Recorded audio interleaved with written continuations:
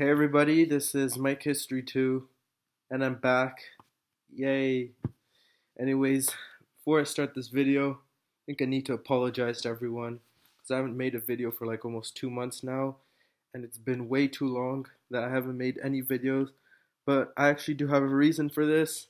Now, like what you might think, it's not I was just demotivated or I got bored or I ran out of ideas or any of that stuff. Although those were all things I was thinking about. I mean, the main reason though is just because of school. Because right now I'm in 12th grade. So, because of that, I have so much homework to do. And especially this last month, has been extremely intense for me. I've had so many deadlines, so many projects, so many assignments to work on. So, I haven't been able to do that. So, yeah, really sorry to everyone for not having uploaded for so long. Uh, I mean, I myself pretty mad about it as well because obviously when I don't make videos, I don't get many subscribers, as you can probably tell. So it's not good for anyone.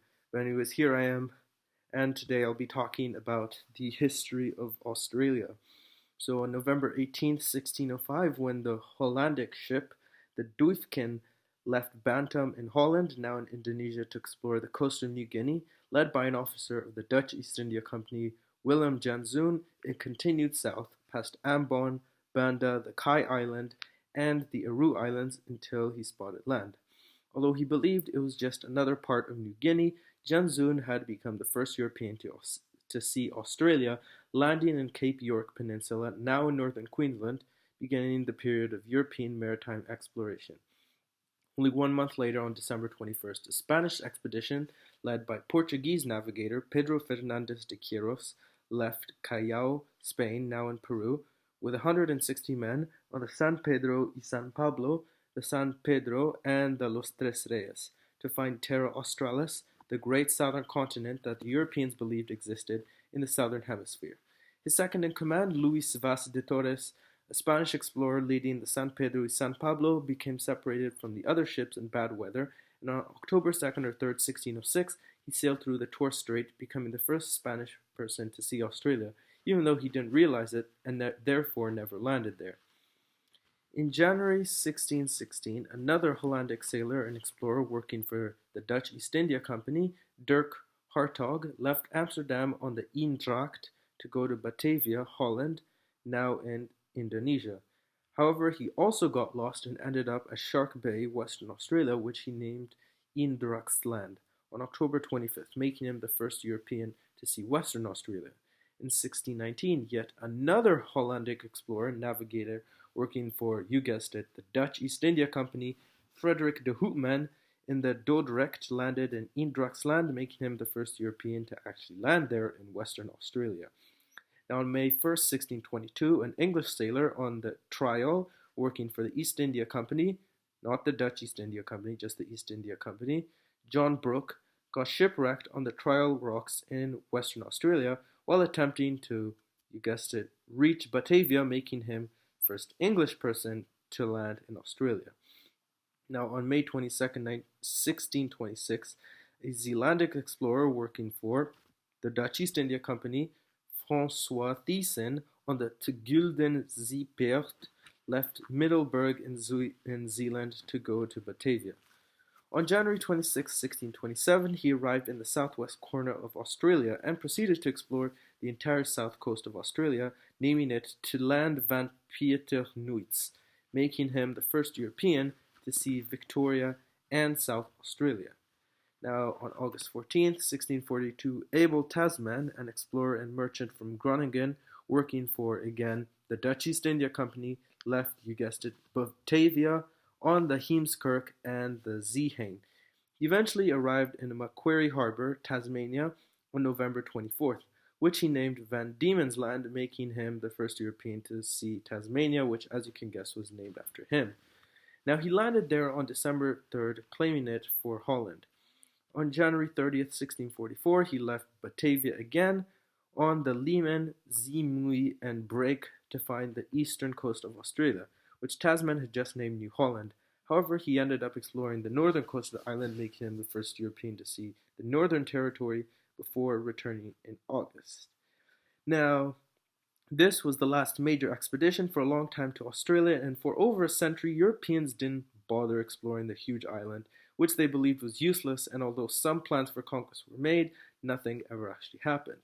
However, this all changed on August 26, 1768, when Captain James Cook, a British explorer, navigator, and cartographer in the Royal Navy, left Plymouth on the HMS Endeavour with 73 sailors and 12 Royal Marines to observe the 1769 transit of Venus, and also, more importantly, verify whether Terra Australis really existed, being commissioned by George III, the King of Great Britain, King of Ireland, and Duke of Brunswick-Luneburg. After exploring other places, he tried to reach Van Diemen's Land. However, he was blown off course and landed at Point Hicks in Victoria on April 20, 1770, making him the first European to land there. He then sailed north, becoming the first European to see New South Wales. On April 29th, he also landed there in Botany Bay, now in Sydney, which he named Stingray Harbour, but which was later changed to Botany Bay. By August 22nd, he had explored the entire eastern coast of Australia, meaning that all of the Australian coast had now been explored by Europeans, and then he went to Batavia, which shouldn't really be surprised.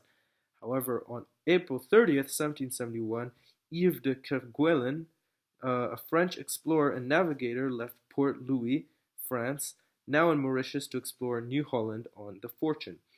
His second in command, Louis Aleno de Saint-Alouarn, another French explorer, commanded the Gros Ventre.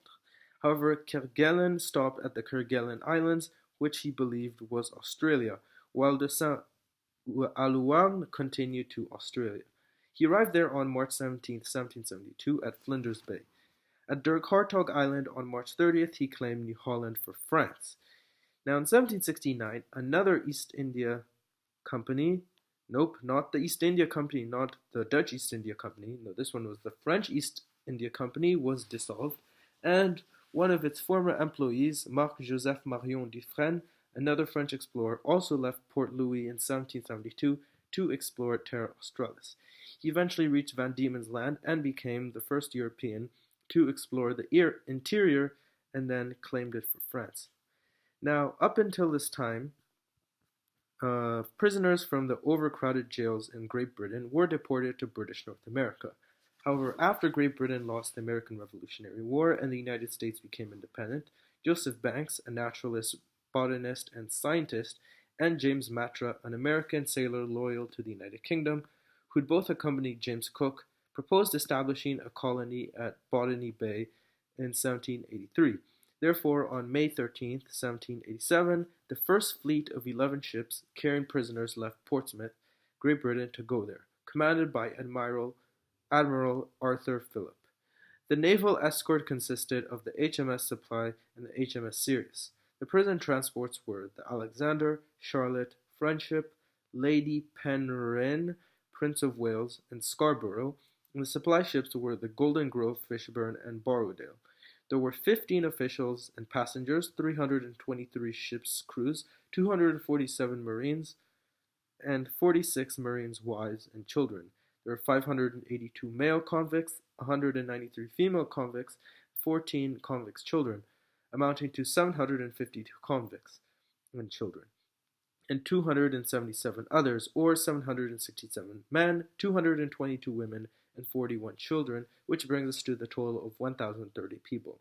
Now, most of these people were Irish, although there were also many British prisoners, and even 14 from British North America, and 12 Africans. They finally arrived in Botany Bay between January 18th and 20th, 1788. And although 48 people died, 28 people were born.